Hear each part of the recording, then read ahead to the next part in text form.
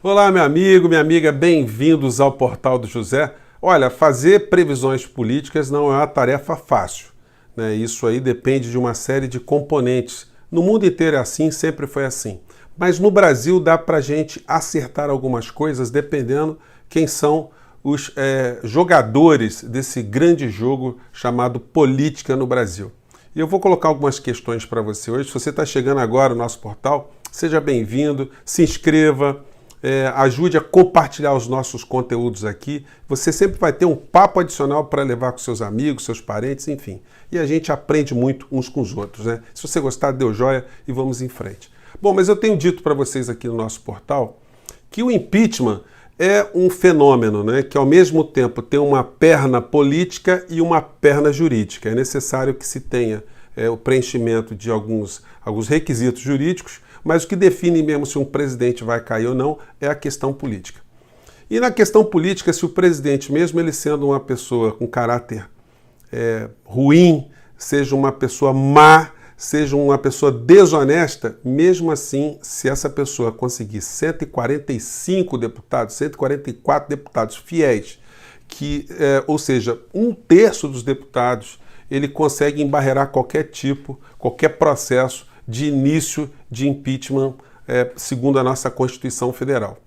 E Bolsonaro sabe disso, porque Bolsonaro ele vivenciou dois processos de impeachment, um de Collor de Mello e outro da presidente Dilma.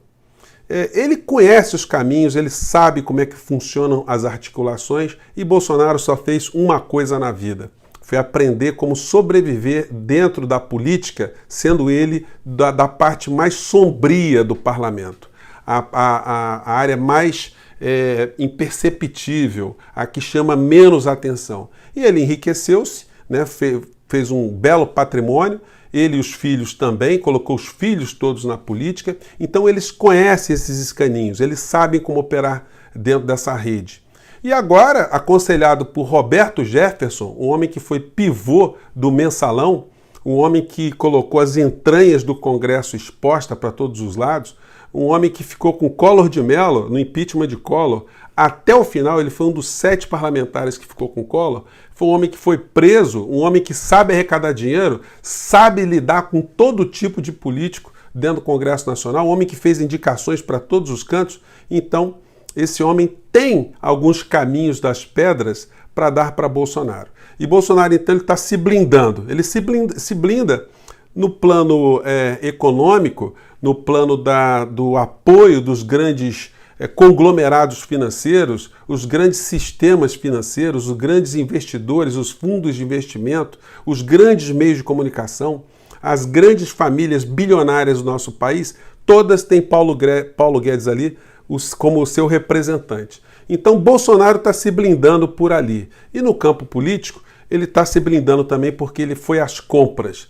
Bolsonaro agora está comprando os deputados de uma forma direta. Ele não está precisando nem de Rodrigo Maia. Rodrigo Maia vai continuar a tocar as pautas econômicas do sistema, junto com Guedes e Alcolumbre, e Bolsonaro vai se blindar politicamente com essa compra de deputados. Sobre esse tema, o general Mourão, ele tentou fazer um malabarismo para explicar como é que está sendo esse comportamento, esse modelo de atuação política de Bolsonaro. E ele perdeu as palavras, né? Porque o que ele queria falar mesmo é o seguinte: não, Bolsonaro está comprando deputado.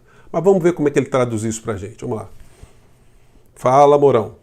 Desse ano, com essa situação do coronavírus, né, obrigou o presidente a buscar uma nova forma de diálogo com o Congresso, buscando efetivamente, como outros presidentes tiveram que fazer, né, uma aproximação mais, digamos assim, mais cerrada, né, junto aos partidos políticos, de modo que ele construa uma base, né, que lhe dê uma certa estabilidade para tentar aprovar aquilo que nós julgamos necessário. Uma certa estabilidade, leia-se, né? Uma certa estabilidade é para não ter nenhum tipo de problema relacionado à continuidade do seu mandato. Então, claramente ali, até o Mourão, ele demonstra um certo desconforto em falar aquilo que ele estava pensando, né? Mas a gente conseguiu traduzir. Agora vamos ver outro apoio de Bolsonaro, que é o apoio da banca, do sistema financeiro. Quando o Jornal Nacional abre uma matéria em tom assim de muita positividade, né, transmitindo ali um sentimento de que algo de bom, algo de sensato está sendo feito por esse governo, a gente tem que ficar preocupado. É impressionante como somente os eleitores de Bolsonaro não percebem esse jogo, como é que eles acham ainda que Bolsonaro ele se conflita com o sistema, né? Contra o sistema, contra o establishment, que ele está rompendo com a política velha, que ele está tentando fazer alguma coisa, que ele está combatendo a corrupção ou que ele quer combater a corrupção. Nesse particular, a saída do ministro Moro, que seria ali um pilar, né, do combate à corrupção, já que Moro veio com esse verniz para dentro do governo, isso aí significou, de um certo modo, que a porteira para se fazer negócio com corrupto está aberta, né? Não que eu defenda o ex-ministro Moro. Ele tem grandes responsabilidades nessa tragédia toda que está acontecendo no Brasil e a gente tem sempre que lembrar que ele foi cúmplice do governo Bolsonaro, o governo mais homicida que se tem notícia em todo o tempo aqui no nosso país. Ainda vai morrer muita gente e esses cadáveres têm o DNA, inclusive, de Sérgio Moro também. Dito isso, vamos ver como é que a banca tratou de uma forma muito positiva essa confissão de Bolsonaro de que realmente quem manda no governo é Paulo Guedes. Vamos ver como é que foi isso. O presidente Jair Bolsonaro deu hoje uma demonstração de apoio do governo federal à equipe econômica chefiada pelo ministro Paulo Guedes e à política de responsabilidade com os gastos públicos. Olha só, não é apoio ao Paulo Guedes, né? É apoio aos patrões do Paulo Guedes. Isso precisava ser falado. O Bonner podia, inclusive, dizer assim, o apoio de Bolsonaro ao que os meus patrões querem para o Brasil. Bolsonaro está fazendo aquilo que Guedes está mandando, logo está fazendo o que a família que me paga meu salário, a família Marinho, quer para o Brasil. Vamos lá. A reunião, que não estava prevista na agenda oficial da presidência, foi no Palácio da Alvorada, com toda a equipe econômica. E lá mesmo, ao lado do presidente do Banco Central e dos ministros da Agricultura, da Infraestrutura e da Economia, o presidente Jair Bolsonaro manifestou total apoio a Paulo Guedes. Acabei mais uma reunião aqui tratando de economia, e o homem que decide a economia no Brasil é um só, chama-se Paulo Guedes. Bom, gente, então essa era a frase, esse era o posicionamento que o mercado, que a família Marinho, que os bilionários, todas as pessoas que sempre comandaram grupos que se locupletam do Brasil estavam querendo ouvir. Então, é possível que amanhã a Bolsa até eleve-se um pouquinho, que o dólar caia um pouquinho, porque o dólar só não chegou a R$6 porque a equipe de Paulo Guedes está torrando o seu dinheiro, o meu dinheiro, o dinheiro do povo brasileiro para conter a alta do dólar. A moeda brasileira é a que mais se desvaloriza no mundo inteiro nesse momento. E nessa entrevista de Bolsonaro, algumas coisas precisam ser mencionadas, né? Uma delas, gente, o programa aqui não é editado, né? Então às vezes dá um delayzinho aqui. Uma das coisas que não foi mencionada no começo dessa entrevista é sempre a questão envolvendo a pandemia aqui no Brasil, né? O que mostra, assim, uma total falta de empatia de Bolsonaro com o que está acontecendo. Nós estamos vivendo um período de extrema gravidade, com cenas dramáticas, com subnotificações. O Brasil está vivendo um problema tenebroso e a gente tem apenas a preocupação hoje desse governo com a área econômica, com a economia. E Paulo Guedes, como aqueles maiores psicopatas e estelionatários, vendedor de pirâmides, aquele sistema de pirâmide, né, que o cara bota dinheiro e se ferra, depois o cara some, né?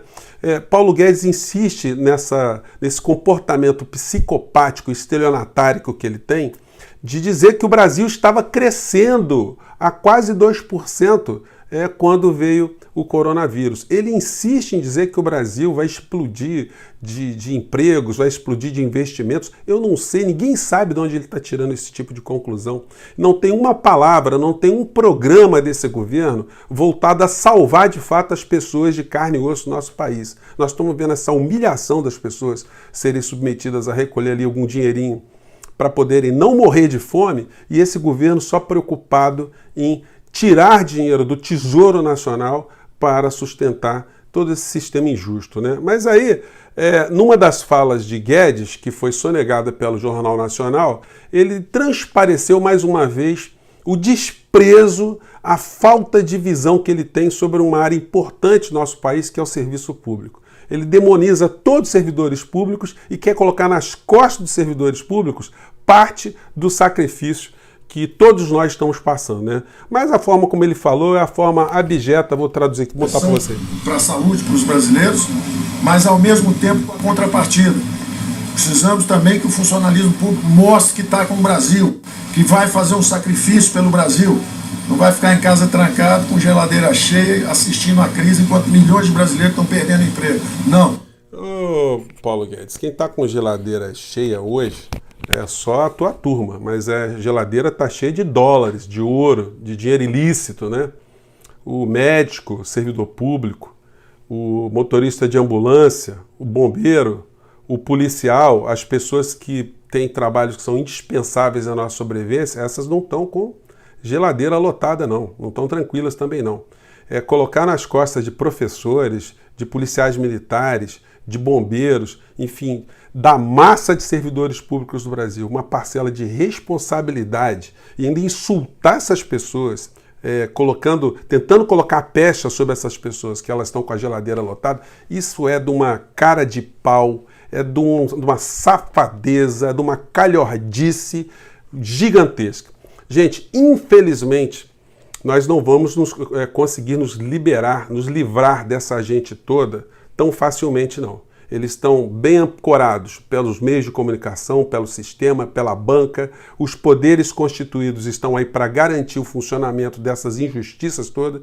E a gente tem que ir para a rua, a gente tem que fazer muita movimentação. Só ficar batendo panela agora não vai ajudar o nosso país. E só com muita mobilização, só com muita consciência, só com muita indignação a gente consegue fazer com que essa base comprada de Bolsonaro, que ela mude de lado, ela volte a ter medo do povo brasileiro, que essas pessoas alucinadas que apoiam o Bolsonaro em cima de falsos dilemas, construindo, imaginando que o personagem que eles criaram na cabeça deles é alguma pessoa que tem alguma coisa de útil para o povo brasileiro, se essas coisas todas não forem transformadas, a gente vai ter que aturar esse personagem e toda essa camarilha que está com ele até 2022. E aí cabe às lideranças políticas do nosso país conseguirem construir um caminho de consenso, um caminho que possa enfrentar esse atraso, esse derrame civilizatório que o Brasil está passando agora. Gente, eu fico por aqui, espero ter jogado algumas questões para reflexão.